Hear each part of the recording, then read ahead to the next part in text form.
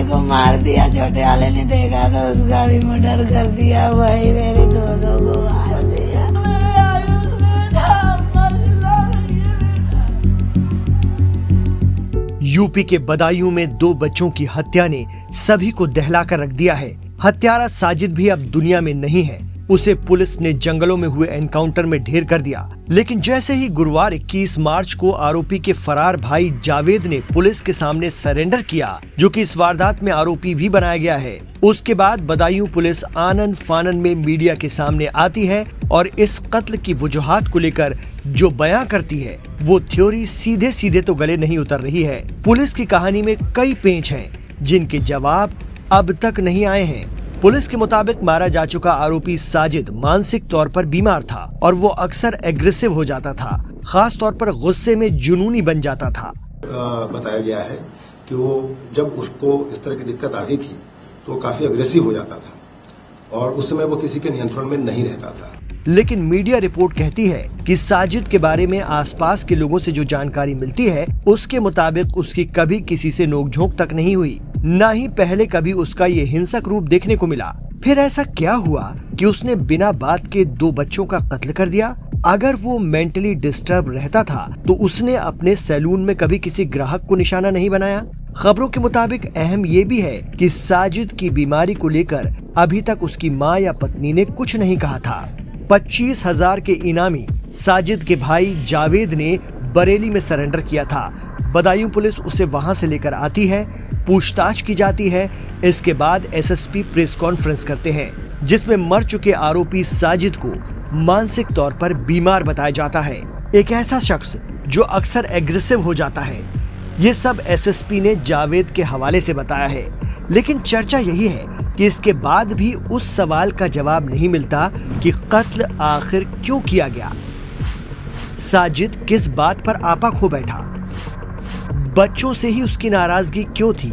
हाँ, ये जरूर है कि छानबीन में ये तथ्य सामने आया है कि साजिद ने एक बार आत्मघाती कदम उठाया था, लेकिन आरोपी के घर वाले इस बारे में अब तक कुछ खास नहीं बता पाए हैं। उसने ये भी बताया है कि उसके भाई ने कि 1-2 बार उसने अपने आप को डैमेज करने की भी कोशिश की। एक बार उसने चूहे मारने की दवा भी खा ली थी, जिसका आलापुर में एक डॉक्टर साहब के यहाँ इलाज भी हुआ था। आरोपी साजिद के भाई आरोपी जावेद से पुलिस को पता चलता है कि उसके भाई का बड़े सरकार और छोटे सरकार की दरगाह पर इलाज करवाया जाता था। ये बात खुद पुलिस ने मीडिया को भी बताई है। मान्यता है कि कथित तौर पर किसी रूहानी या मानसिक बीमारी से पीड़ित व्यक्ति यहाँ ठीक हो जाते हैं।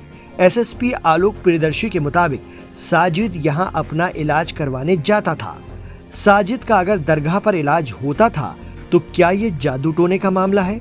मीडिया के इस सवाल पर पुलिस खामोश है।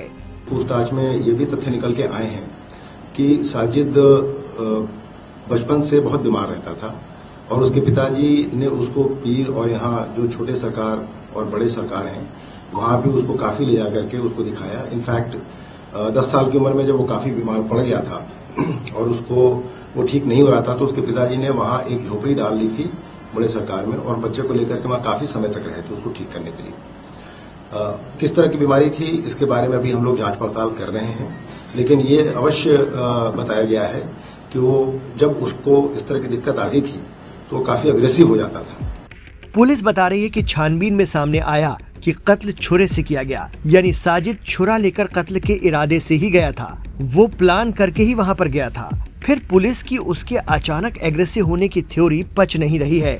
अगर साजिद ने अचानक आए जुनून में इस घटना को अंजाम दिया तो ये सवाल उठता है कि वो किस बात पर आपा खो बैठा, जबकि बच्चों के घर में उसकी किसी से कोई बात नहीं हुई। बच्चों की मां ने कहा है कि साजिद अपने भाई जावेद के साथ आया था। जावेद बाहर बाइक लेकर खड़ा था। कत्ल में जावेद भी आरोपी है। जावेद की बताई कहानी दोहराने वाली पुलिस ये नहीं बता पाई कि एक एक कर बच्चों को मौत की नींद सुलाने वाले साजिद का मोटिव क्या था। इसके अलावा धारदार हथियार से बच्चों की हत्या करने के बाद एफआईआर में तमंचा कैसे बरामद दिखाया गया, इस सवाल पर भी पुलिस जांच का विषय कहकर चुप हो जाती है। आरोपी साजिद अपनी प्रेग्नेंट बीवी के इलाज के लिए पैसे मांगने आया था, ये भी कहा जा रहा है, लेकिन बाद में पता चला कि उसकी पत्नी तो गर्भवती है ही नहीं। पुलिस के मुताबिक दोनों भाई साजिद और जावेद पीड़ित परिवार के घर आए थे। पुलिस ये भी कहती है कि दोनों फैमिली की एक दूसरे से जान पहचान थी। ऐसे में अब इस वारदात के बारे में मारे गए बच्चों की मां ही बता सकती है कि आरोपी उनके घर आकर इतनी आसानी से बच्चों के साथ ऊपर क्यों चला गया। कई सवाल हैं जो अनायास ही लोगों के जहन में तैर रहे हैं, लेकिन पुलिस ने जो थ्योरी सुनाई है उसमें उन सवालों का कोई जवाब नहीं है, जिसके चलते ये डबल मर्डर एक मिस्ट्री भी बनता जा रहा है।